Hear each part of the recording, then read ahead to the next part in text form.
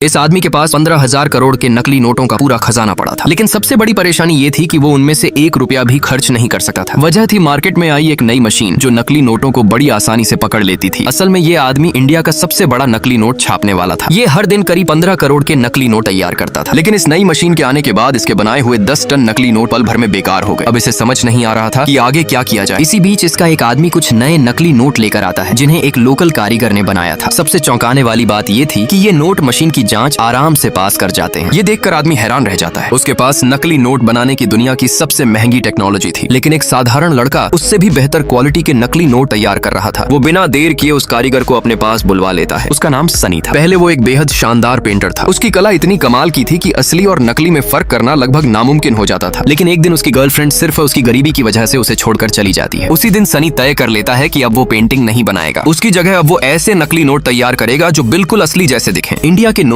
बेहद advanced security technology से बनाए जाते थे। उनमें सबसे मुश्किल काम माइक्रो टेक्स्ट और बारीक पैटर्न की बिल्कुल सटीक कॉपी करना था। डिजिटल प्रिंटर ये काम ठीक से नहीं कर पाते थे, क्योंकि उनमें छोटे छोटे टूटे हुए पैटर्न बन जाते थे। यही सनी की हाथ की कला काम आती है। वो माइक्रोस्कोप से नोट के हर छोटे हिस्से को ध्यान से देखता है और उसे अपने हाथों से हूबहू बना देता है। फिर उन सभी हिस्सों को जोड़कर एक परफेक्ट मास्टर शीट तैयार करता है। इसके बाद उस शीट में कई बदलाव किए जाते हैं। पहले उस पर नई लेयर्स चढ़ाई जाती हैं, फिर कोटिंग और हीटिंग की प्रोसेस होती है। लेकिन जब प्रिंटिंग शुरू करने की बारी आती है तो एक नई दिक्कत सामने आ जाती है। पुरानी मशीन एक बार में सिर्फ एक ही रंग छाप सकती थी, जबकि असली नोट में 4 अलग अलग रंग इस्तेमाल होते हैं। तब उसका दोस्त फिरोज, जो बचपन से प्रिंटिंग प्रेस में काम करता आया था, सनी की मदद के लिए आगे आता है। वो चारों रंग एक एक करके प्रिंट करता है और आखिर में चमकदार सिक्योरिटी स्ट्रिप भी जोड़ देता है। इस तरह नकली नोट पूरी तरह तैयार हो जाते हैं। लेकिन सनी को लगता है कि ये नोट कुछ ज्यादा ही नए दिखाई दे रहे हैं। उन्हें असली नोटों जैसा पुराना लुक देने के लिए वो नोटों को चाय में डुबोता है और फिर अच्छी तरह सुखा देता है। अब ये नोट बिल्कुल असली जैसे दिखने लगते हैं। इसके बाद दोनों इन नोटों को टेस्ट करने के लिए एक शराब की दुकान पर पहुंचते हैं। दुकानदार नोट हाथ में लेते ही तुरंत समझ जाता है कि ये नकली है। किसी तरह दोनों वहां से बचकर निकल जाते हैं। सनी सोच में पड़ जाता है कि इतनी मेहनत से बनाए गए नोट आखिर पकड़ में कैसे आ गए। तभी वो एक और टेस्ट करता है। वो अपने दोस्त की आंखें बंद करवाकर असली और नकली नोट में फर्क पहचानने के लिए कहता है। उसका दोस्त सिर्फ छूते ही नकली नोट पहचान लेता है। तभी सनी को समझ आता है कि असली दिक्कत नोट की प्रिंटिंग में नहीं, बल्कि उसके कागज में है।